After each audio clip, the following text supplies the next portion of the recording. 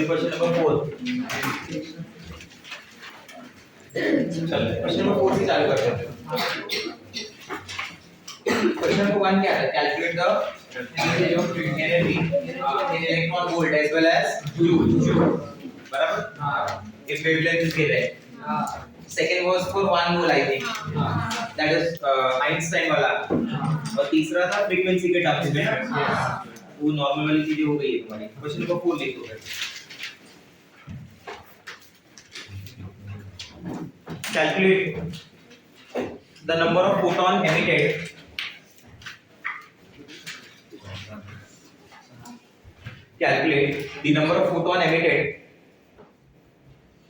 in 10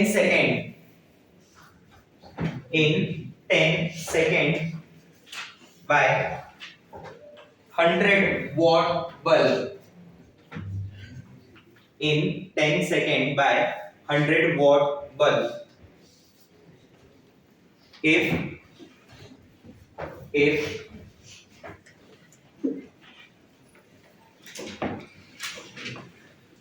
wavelength of light is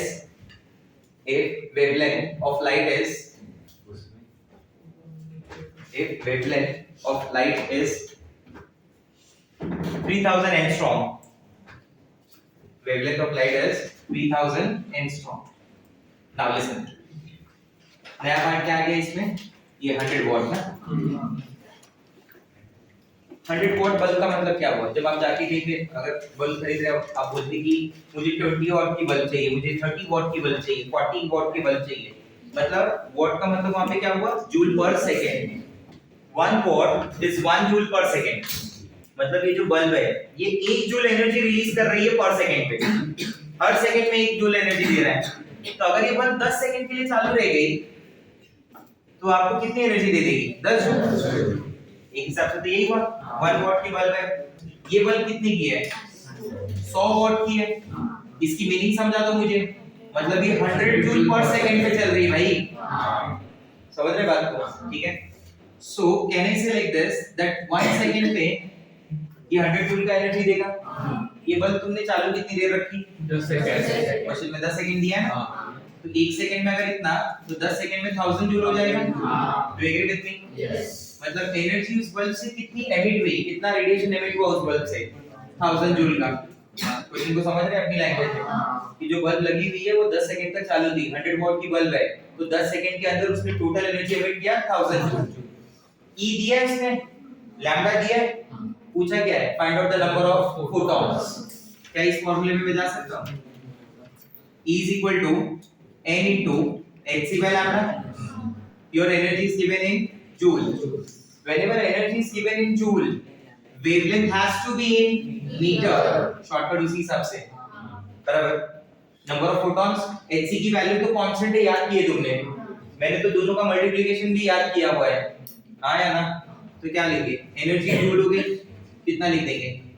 1000 joule. It is compulsory to write the unit. ध्यान देना इस पे।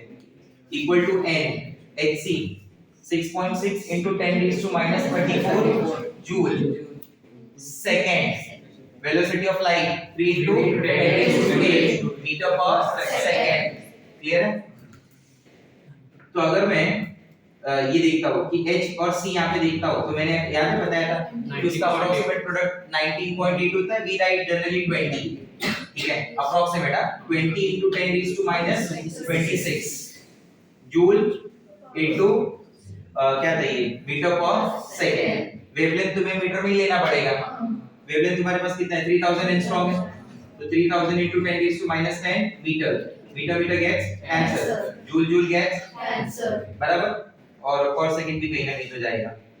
अरे इसमें सेकंड नहीं, जूल सेकंड से सेकंड कैंसिल। तो आपको जब मैंने शॉर्टकट दिया होगा ना, तो उधर सेकंड सेकंड कैंसिल करके सीधा जूल और मीटर लिखा होगा। तो मीटर से मीटर कैंसिल, जूल से जूल कैंसिल, क्योंकि ये नंबर है ना, नंबर की कोई यूनिट नहीं होती। n निकाल लो, आंसर आ जाएगा। बोलो हाँ या ना? ठीक है। क्या हो जाएगा? ये 0 कैंसिल, बराबर? 300 into 10 raised to minus 10, 3 into 10 raised to minus 8 ना? 1 0 तो कैंसिल किया ना? -8 ऊपर गया तो +8, -26 और +8 कितना हो गया? 18। क्या हो जाएगा बोलो? तो ये 2/3 into minus 18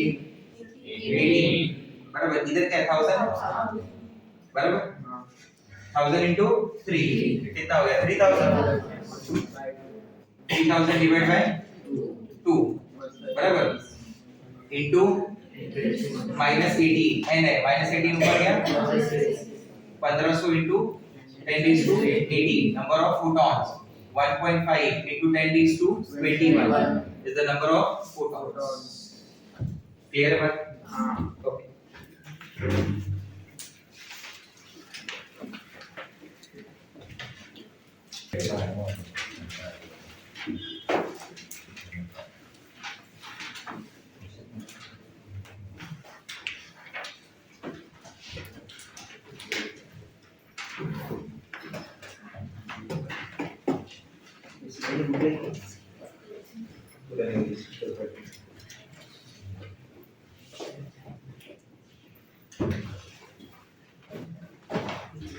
A bulb is rated as 100 watt. A bulb is rated as 100 watt. Bulb is rated as 100 watt. If it emits 25%, if it emits 25% of absorbed energy,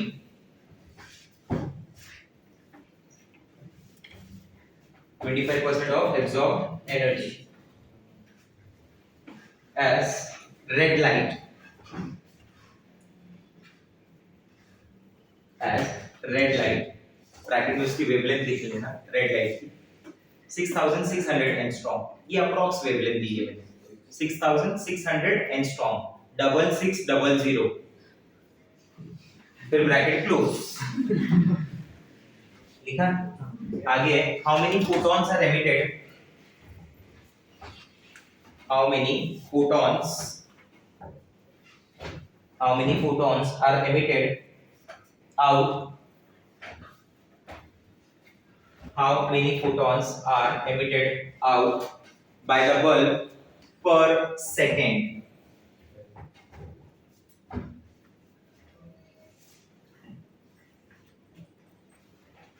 by the bulb per second। इस question और इस question में क्या difference है समझ में आया? इसका खाली 25% ही रिलीज हो रहा है बस, जो बाहर रेडिएशन जा रहा है। तो 100 वॉट की बल्ब का मतलब क्या हो गया? 100 वॉट की बल्ब का मतलब क्या हुआ बताओ? 100 जूल पर सेकंड, मतलब उस हिसाब से देखा जाए तो 1 सेकंड में 100 जूल बराबर। बट ये रेडिएशन 25% ही हो रहा है, तो 25/100 ये कैंसिल हो जाएगा। तो 1 सेकंड में कितना जूल रिलीज कर रहा है? 25। तो कैलकुलेशन इससे होगी, ठीक है? इतना नोट करेंगे, बाकी का पार्ट आपको अपन होता है।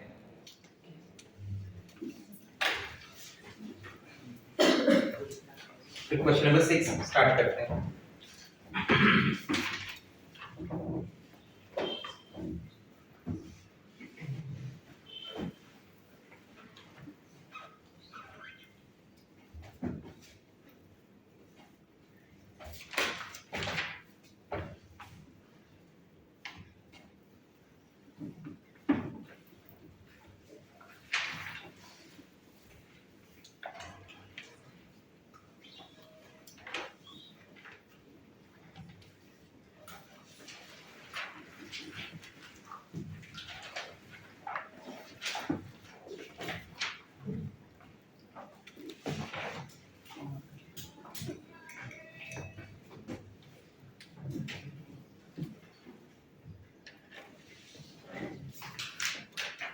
Question number 6. The energy of two radiations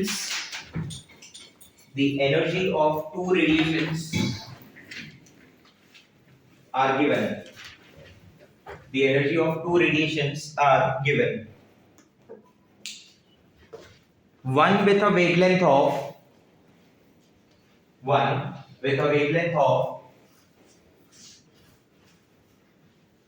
300 nanometer.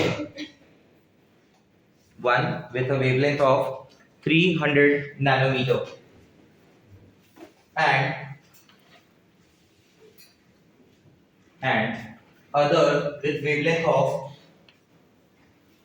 and other with wavelength of 200 nanometer.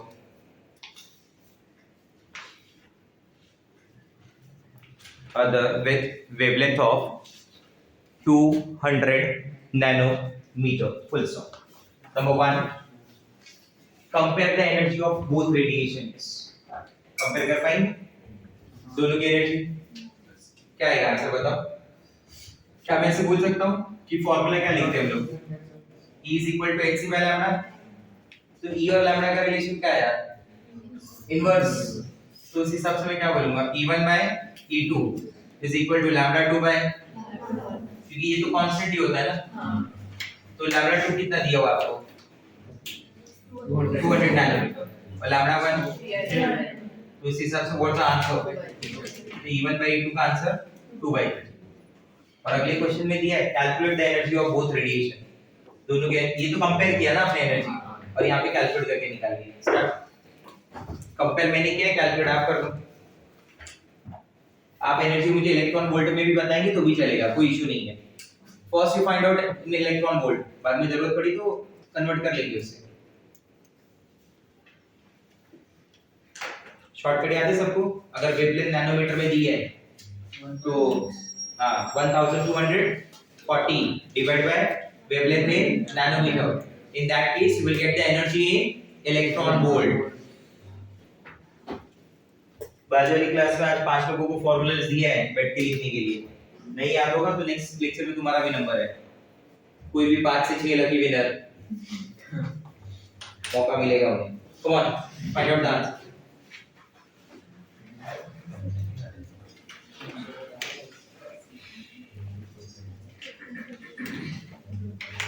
Units लिखना बहुत जरूरी है. यूनिट्स को समझना. बिना यूनिट्स लिखे कोई भी सब्स्टिट्यूट नहीं, कुछ भी वैल्यू सब्स्टिट्यूट नहीं करे. तुम्हारी सबसे बड़ी गलती यूनिट ही होगी. फॉर्मूला तो सबको समझ में आएगा क्या लिखना है.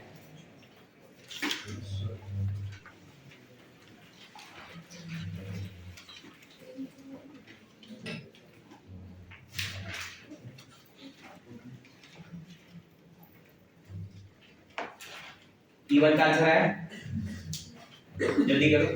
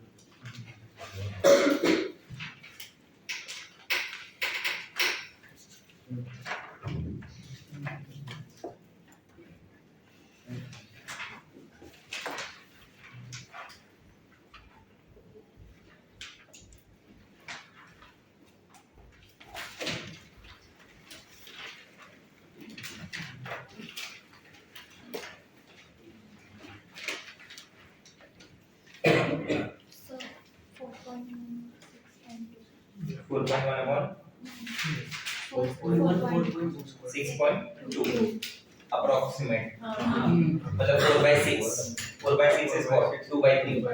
Correct answer. कितने लोगों के आंसर आ गए? Right side likes. यस, सी अब calculate the energy of both the radiations. E1 क्या हो गया? hc by lambda 1. शॉर्टकट क्या आएगा? मेरे पास वेवलेंथ किस में? नैनोमीटर में. I will get the energy in electron volt 1240. याद आया? डिवाइड बाय 300 ना. कि लैम्बडा 1 300 है. देखो 310 होता तो एग्जैक्ट 4 होता था. याद है? हां. अप्रॉक्स 4 मैं मान लेता हूं. तुमको पता है एग्जैक्ट आंसर ना? हां, वो 4 पॉइंट समथिंग रहेगा. ठीक है. E2 निकालो. सेम यही है. 1240 डिवाइड बाय 200. यस और नो? 6.6. अब ये 0 से 0 कैंसिल है. ऊपर अगर 120 होता तो 6 टाइम्स आता. मतलब answer will be very close to 6. Yes, and I am very happy with 6 electron volt का आंसर. मैं पॉइंट में नहीं जा रहा हूं. ठीक है. 4/6. What is 4/6? 2/3. समझ गए बात? ठीक है. Next question.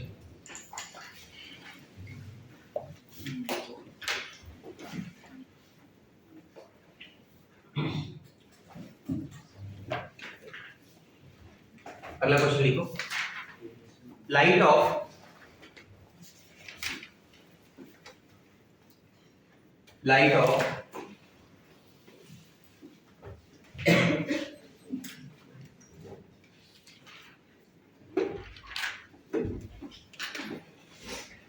3000 angstrom strikes on a metal surface. Light of 3000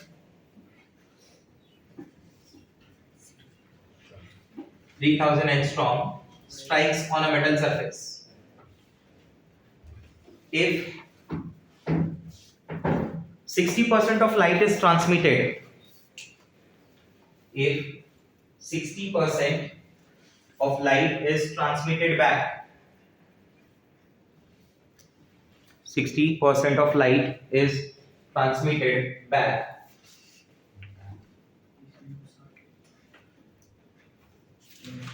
having wavelength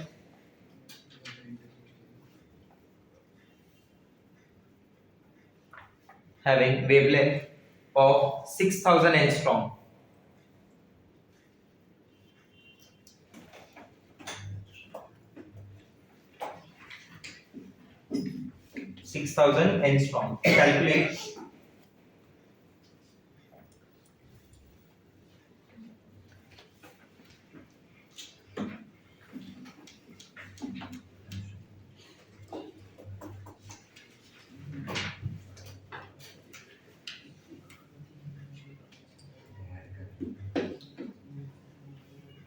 Calculate ratio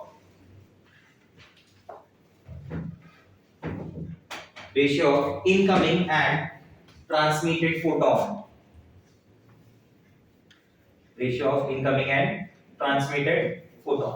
चलो देखो यहाँ पे, ये देखो क्या हो रहा है, एक लाइट गिर रही है, जिस लाइट की एनर्जी क्या है, E1, उस wavelength is 3000 angstrom, having certain number of photons. ये लाइट जब सरफेस पे गिरी तो इसका कुछ पार्ट ट्रांसमिट होके वापस चला गया, 60% पार्ट चला गया, बराबर, हाँ या ना? तो E2 जो है वो क्या है, 60% ऑफ E1, ऐसे लिखा जाएगा।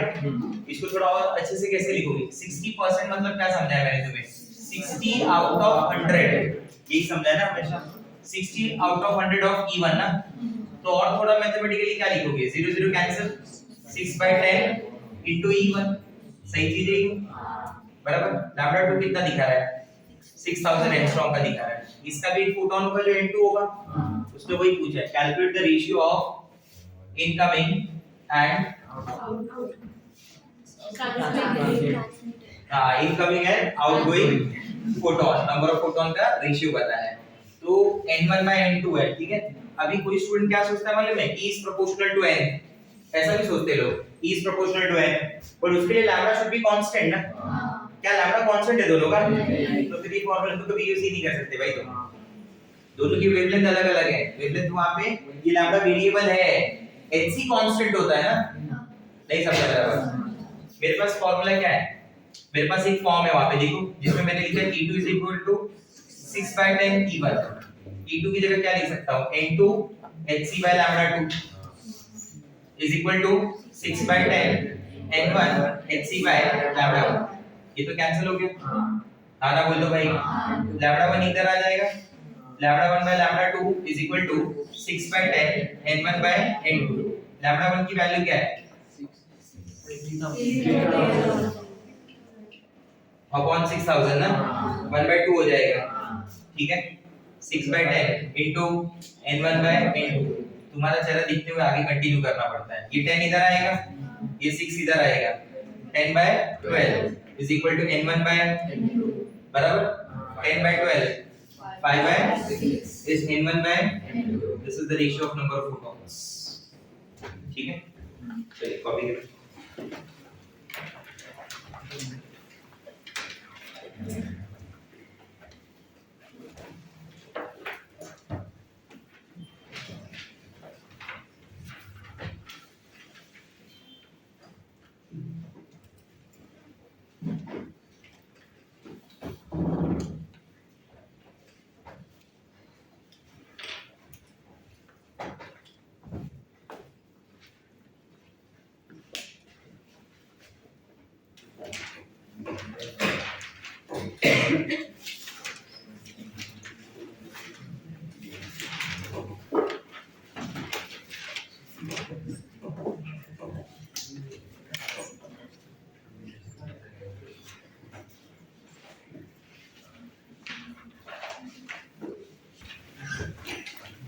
एक छोटे से यूनिट के बारे में समझा रहा हूँ। एनर्जी के जैसे दो यूनिट है, एक इलेक्ट्रॉन वोल्ट है और एक क्या है, जूल है।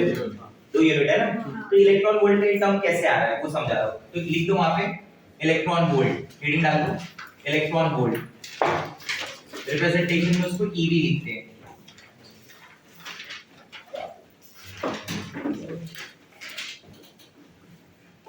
रिप्रेजेंटेशन में उसे ईवी लिखते हैं। It is unit of energy. हाँ स्टार्ट रखिए, वो पॉइंट से लिख ही दो ना सबसे पहले। It is unit of energy. इसे डिफाइन कैसे कर दिया जाता है वो बताता हूं।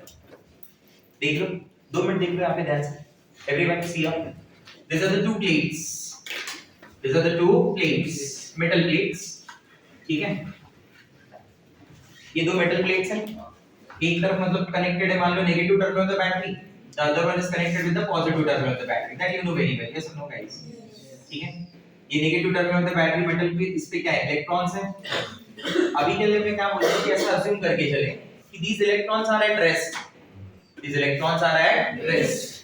तो जब इलेक्ट्रॉन्स आ रहा है रेस्ट हो गया तो इसका मतलब इसकी जो काइनेटिक एनर्जी उसे जीरो मान दिया जाएगा, बराबर। इधर पोटेंशियल 0 वोल्ट की है, ठीक है।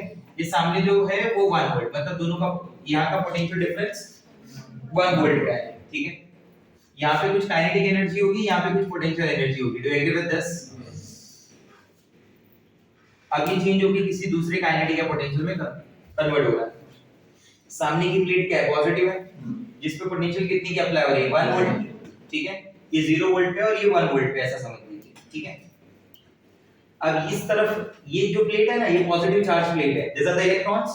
So these electrons get accelerated towards that plate. Positive की तरफ वो इलेक्ट्रॉन क्या होंगे, एक्सेलरेट होंगे due to the potential difference, बराबर।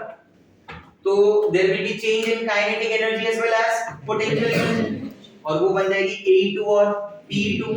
मेरा बोलना ये है कि that change in kinetic energy will be exactly equal to the change in potential energy। जो change in kinetic energy is equal to change in potential energy. जो class में जितना ज्यादा रेस्ट मोड पे होता है, छूटने के बाद सबसे ज्यादा एनर्जी उसमें रहती है, जिसको पूरे क्लास में पूरे लेक्चर में कोई मतलब नहीं है क्या हो रहा है क्या नहीं। ब्रेन बॉडी दोनों रेस्ट मोड। जैसे देखो छूटा तो लेक्चर छूटा पहला बोलता है बाय सर, आया ना। तो change in kinetic energy is equal to change in potential energy. जो पढ़ रहा होता है बेचारा अपना कुछ लिखता रहता है, कुछ छूट तो नहीं गया, वो थोड़ी देर बाद बाय बोल रहा है, स्लो आवाज, वो सबसे पहले चिल्ला के बोलता है bye sir, thank you sir. हां मतलब कुछ और ना बता दे तब तक। तो चेंज इन काइनेटिक एनर्जी किसके बराबर हुआ, चेंज इन पोटेंशियल के बराबर हुआ। तो चेंज इन को क्या लिखेंगे, चेंज क्या होता है, फाइनल माइनस इनिशियल ना। अभी आपको कोई मिलता है तो बोलता है ना अरे बाबा पहले आप ऐसे दिखते थे, तो फाइनल से कंपेयर कर रहा है किसको, initial.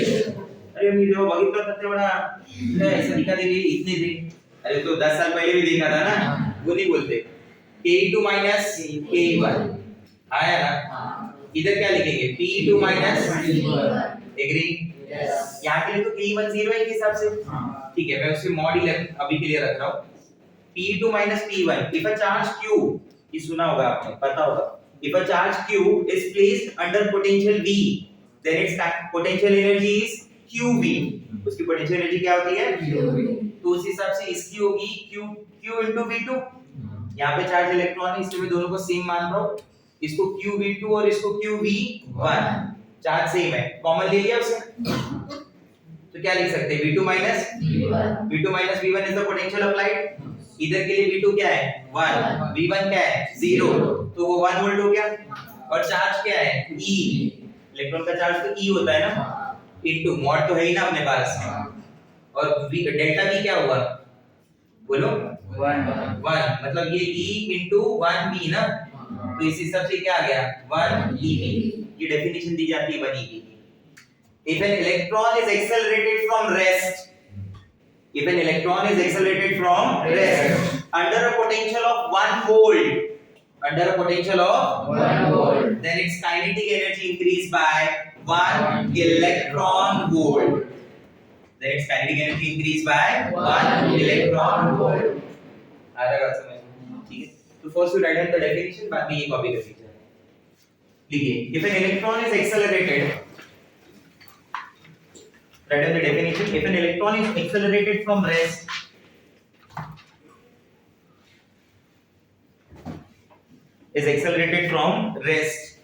under potential of 1 volt, is accelerated from rest under potential of 1 volt,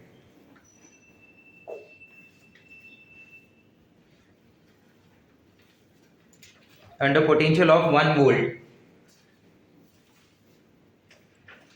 then its kinetic energy increase by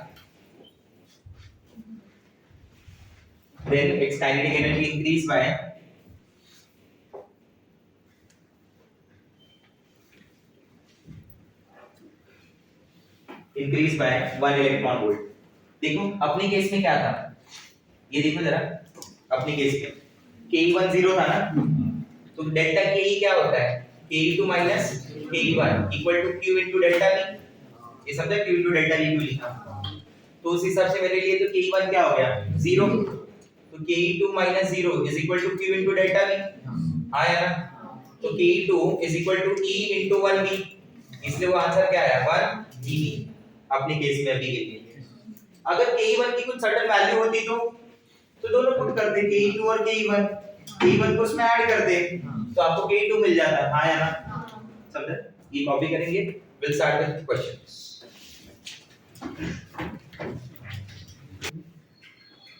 write down the question.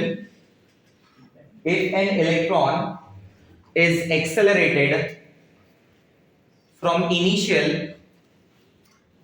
8 electron volt kinetic energy, from initial 8 electron volt kinetic energy,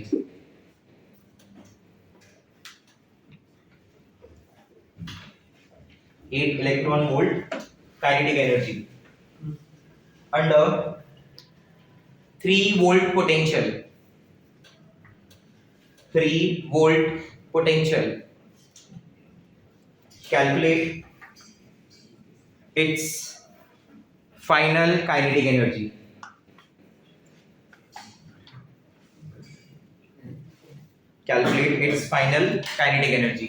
answer बताओ।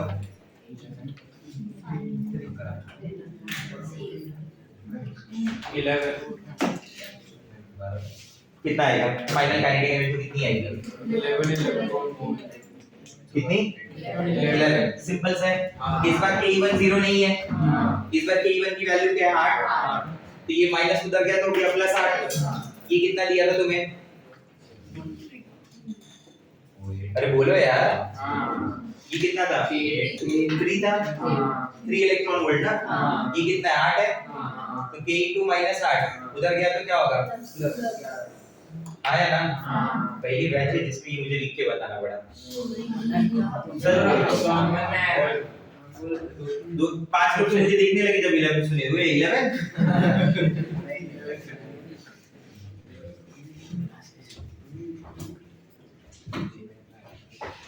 अगले question का डर आ गया कि बोलूं या ना बोलूं। देखो question number 3, if an electron is retarded, question को समझना अच्छे से, रिटार्डेड वर्ड को अंडरलाइन कर दो। if an electron is retarded,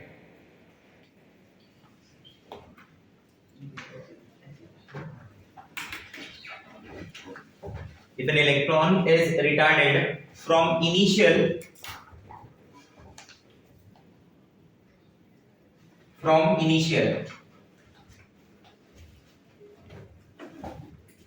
initial 8 electron volt kinetic energy, from initial 8 electron volt kinetic energy under 3 volt potential,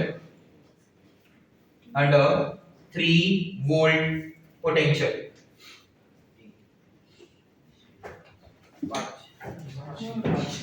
calculate final kinetic energy. इस बार समझा कम हो गया, क्योंकि अब ऐसा हुआ रहेगा ना, जो सामने प्लेट लगी है ना, तो प्लेट इज नेगेटिवली चार्ज, तो ये नेगेटिव को एंटरटेन नहीं करेगा, समझा मेरा बात। फटाफट लिख लो आंसर्स। क्वेश्चन नंबर 4,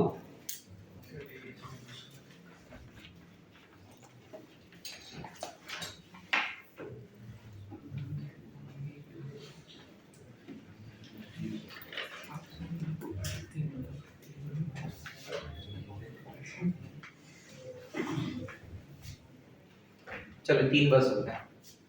अगर मान लो कभी को इलेक्ट्रॉन की जगह अल्फा पार्टिकल बोल दे तो, अगर वो इलेक्ट्रॉन की जगह अल्फा पार्टिकल बोल देगा ना तो उसका चार्ज 2 ही माना जाएगा, क्योंकि alpha particle is doubly ionized He+2, उसका चार्ज 2 ही होता है। ये हमने पहले इबाई में भी किया है, ठीक है, ध्यान देना इस बात।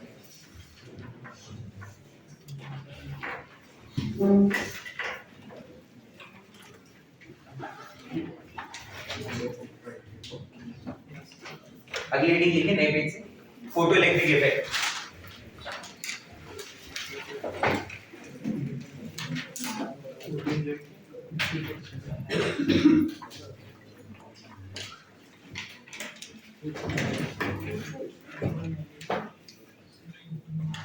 Photo electric effect. अभी तक जो अपना डिस्कशन हुआ तो वेव नेचर तो एकदम क्लियर हो गया कि दिस लाइट, ये जो रेज हैं they travel in the form of wave. और वेव नेचर को एक्सप्लेन करने के लिए there are many experiments, interference, diffraction, there are many points. कुछ पॉइंट ऐसे हैं, कुछ एक्सपेरिमेंट ऐसे हैं जो लाइट के वेव नेचर के थ्रू एक्सप्लेन नहीं किए जा सकते फिट प्रॉपर्ली।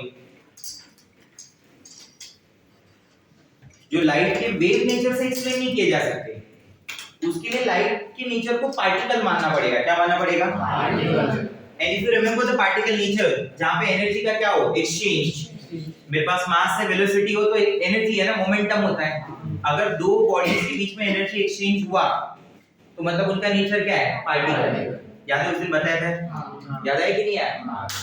एनर्जी एक्सचेंज हो रहा है, नहीं याद है ये वाला पार्ट? एनर्जी एक्सचेंज हुआ ना, नहीं आओ फिर तुमको अब बराबर याद रहेगा। बोलो मेरे से अच्छा एनर्जी एक्सचेंज एग्जांपल कौन समझेगा?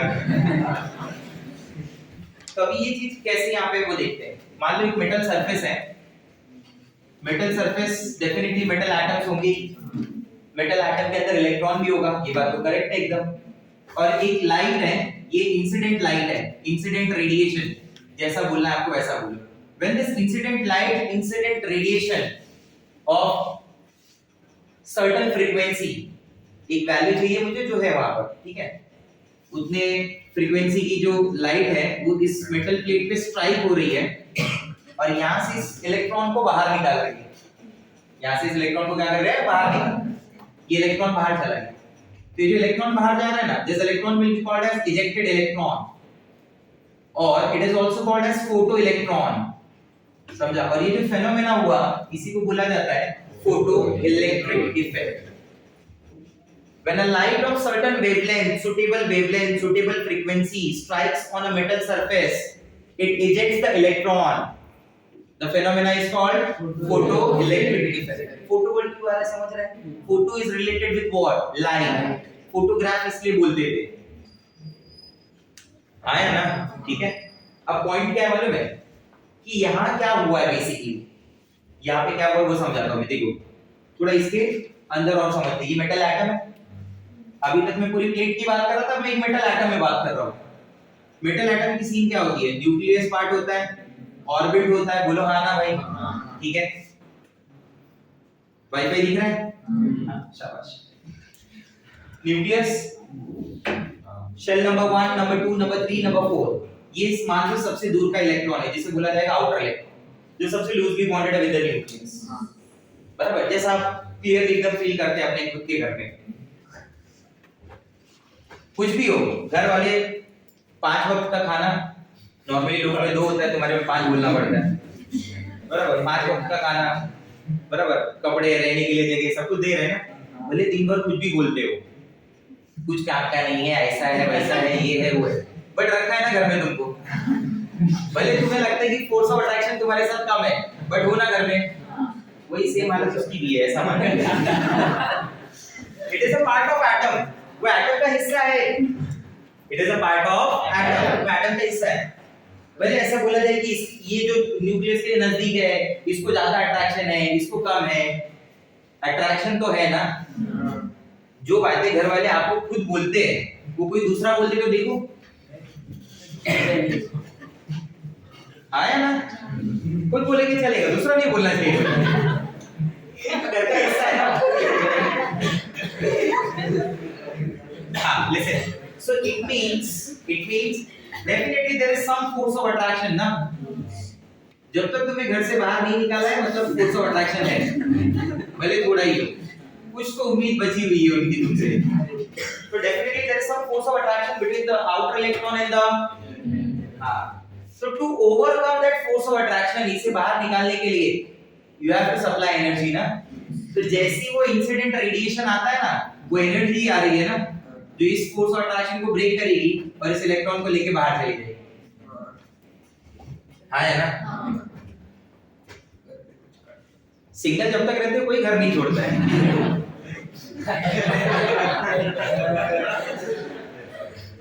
समझा नहीं समझा? बाद में कोई तो एनर्जी है जो घर लेके so this electron is called ejected electron, that is a photo electron. So now there is exchange of energy. Particle नीचे आया ना सामने, अगर तुम इसे मानते हो कि एनर्जी एक्सचेंज है तो भी एनर्जी एक्सचेंज हुआ। नहीं समझा मेरा बात? बराबर सर, अगर मान लो जो एनर्जी आई और इस फोर्स ऑफ अट्रैक्शन को नहीं ब्रेक कर पाई तो नहीं होगा ना। मैंने वर्ड यूज किया था सुटेबल फ्रीक्वेंसी, सुटेबल वेवलेंथ। हाँ या ना। मान लीजिए आपको कोई, अभी तो नहीं पॉसिबल होता ये सब, पहले होता था कि मान लीजिए आपको कोई नेबर है जो भेज रहा है कोई सामान लाने के लिए, जो आता है 80 रुपीस का, वो आपको 100 रुपया दे रहा है, आप जाएंगे? हाँ या ना। 80 दे रहा है तभी भी जाएंगे क्योंकि सामान तो 80 का है ना। 70 दे रहा है, बोल रहा है लेके आओ, तो मेरा नहीं, मम्मी बुला रही, बहुत काम है। अरे पॉसिबल ही नहीं ना, मैं 10 रुपए की डालूंगा। हाँ या ना। 100 में होगा? बोला डेफिनेटली होगा। उसने बोला बचा हुआ तुम्हारा तुरंत। हाँ या ना। 80 में भी जाना ही पड़ेगा इंसानियत के नाम पे, ये सुनो बस वही समझ लो। देखो भगवान बोलती, भगवान के नाम पे आना पड़ेगा। कुल्ली के ये समझा एनर्जी एक्सचेंज क्या हुआ? तो ये इंसिडेंट लाइट है।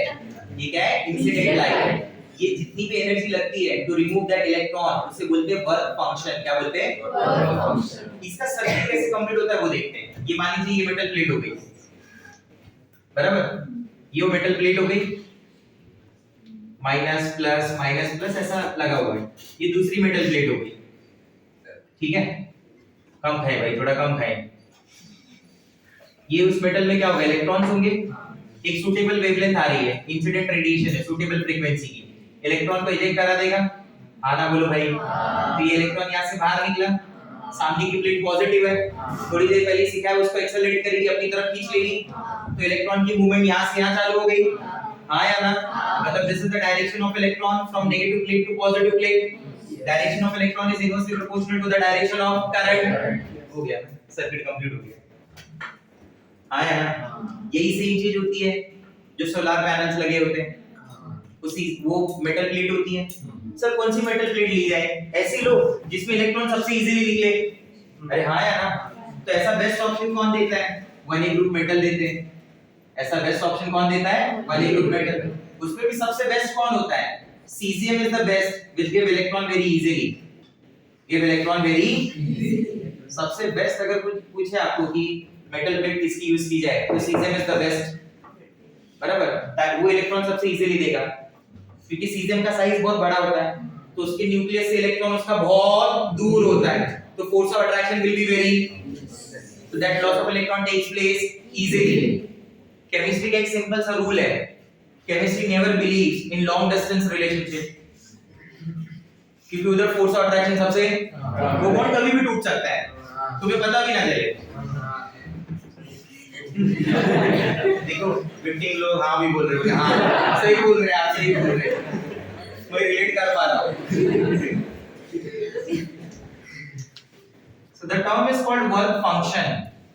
इसको जितनी भी एनर्जी लगेगी ना उस इलेक्ट्रॉन को निकालने के लिए, उसे क्या बोलेंगे? वर्क फंक्शन, जिसे W नॉट E नॉट दोनों लिख सकते हैं। मैं इसे डिफाइन ऐसे करता हूँ कि it is minimum energy, what it is? Minimum energy required to eject electron, minimum energy required to eject electron. तो इसी टर्म पे हम ऐसा भी बोलते हैं थ्रेशोल्ड फ्रीक्वेंसी। कौन सी फ्रीक्वेंसी? थ्रेशोल्ड। एनर्जी और फ्रीक्वेंसी का रिलेशन क्या होता है? डायरेक्ट, तो इसको भी इसी तरीके से लिखते हैं, it is minimum frequency required to eject electron, to remove electron. Threshold wavelength बराबर। थ्रेशोल्ड वेवलेंथ इसको डिफाइन ऐसे करते हैं, इट इज मैक्सिमम वेवलेंथ। समझ रहे इस वर्ड का मतलब? इट इज मैक्सिमम वेवलेंथ, क्योंकि एक फ्रीक्वेंसी और एनर्जी का रिलेशन क्या होता है? इनवर्स। अगर कहीं पे लिखा हो कि W नॉट, तो W नॉट को तुम ऐसा बोल सकते हो भाई, W नॉट एनर्जी ही है, तो उसे लिखा जा सकता है hc by lambda नॉट, उसे लिखा जा सकता है h न्यू नॉट। आया समझ में बात? वो भी एनर्जी है, खाली वो यहाँ की एनर्जी जो इलेक्ट्रॉन को रिमूव करने के काम आ रही है। इंसिडेंट वाली को मैं E से रिप्रेजेंट करूंगा या तो W से, इसे या तो मैं E नॉट लिखूंगा या तो W नॉट। बाकी की एनर्जी लेके इलेक्ट्रॉन चला गया, उसे बोलते हैं काइनेटिक एनर्जी, क्योंकि चला गया, चल रहा है। 20 रुपया एक्स्ट्रा मिला, तुम भाग के गए बाबा, तो भाग के गई इस काइनेटिक एनर्जी। नहीं समझा मेरा बात? समझा। Take this, it is the maximum wavelength required to eject electron. आया समझ में? According to law of conservation of energy, according to law of conservation of energy, law of conservation of energy क्या बोलता है कि energy can neither be created nor can be destroyed, only one form of energy is converted into another form। बराबर, ज्यादा से ज्यादा एक form change की जा सकती है ना, तो मतलब जितनी एनर्जी आई होगी वो इधर से जाएगी ना, हाँ या ना?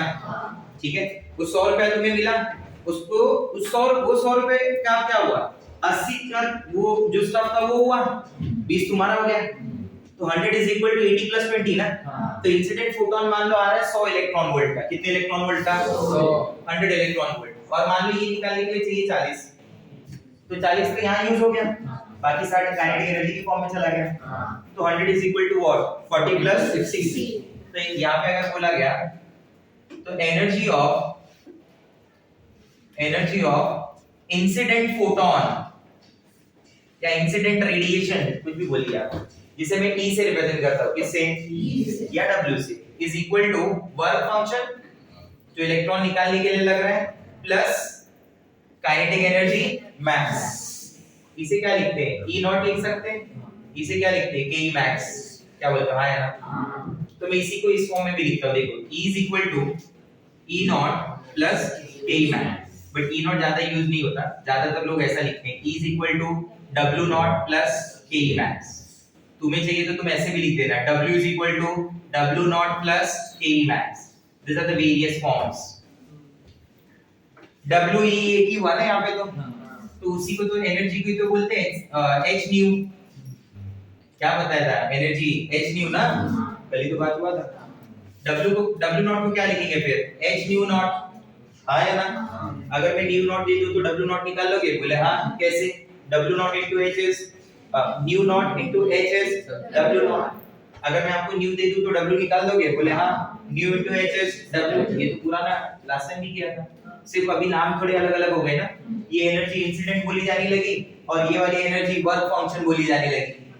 हाँ या ना? थ्रेशोल्ड एनर्जी बोली जाने लगी। Minimum energy required to remove the electron plus Ke max तो रहेगा ही रहेगा। क्या बोलते हो? सही है।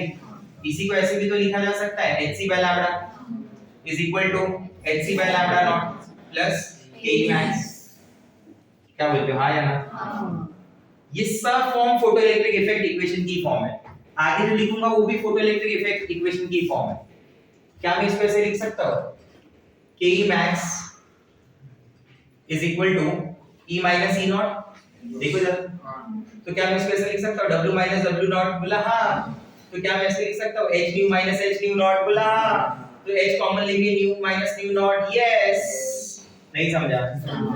तो nu की जगह क्या मैं लिख सकता हूं? C by lambda naught। Yes, C common, HC 1 upon lambda minus 1 upon lambda naught।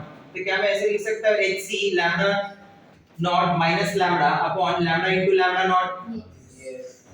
हाँ या ना? तो ये सब अलग अलग फॉर्म है इसकी Ke max लिखने की। तो Ke max के तो कई फॉर्मूले बन गए ना।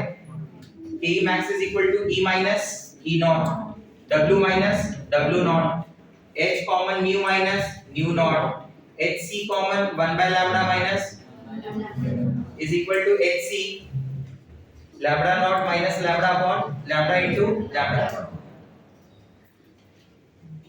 नहीं समझा? फॉर्मूले इसमें आ जाएगा। क्लियर हुआ बात मेरा? यस और नो?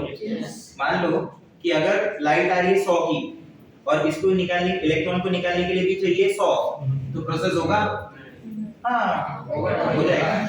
100 चाहिए, लाइट आ रही है 120 की, 200 की आ रही है, तो ये 100 चाहिए तो होगा हाँ। और के मैक्स की कितना हुआ फिर 100, इसको निकालने के लिए चाहिए 20, लाइट आ रही है 5 की तो नहीं होगा, समझा?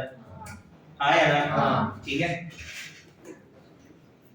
हैशटैग नोट पहला point, if E is greater than E naught, photoelectric effect will take place. Do you agree with me? Yes.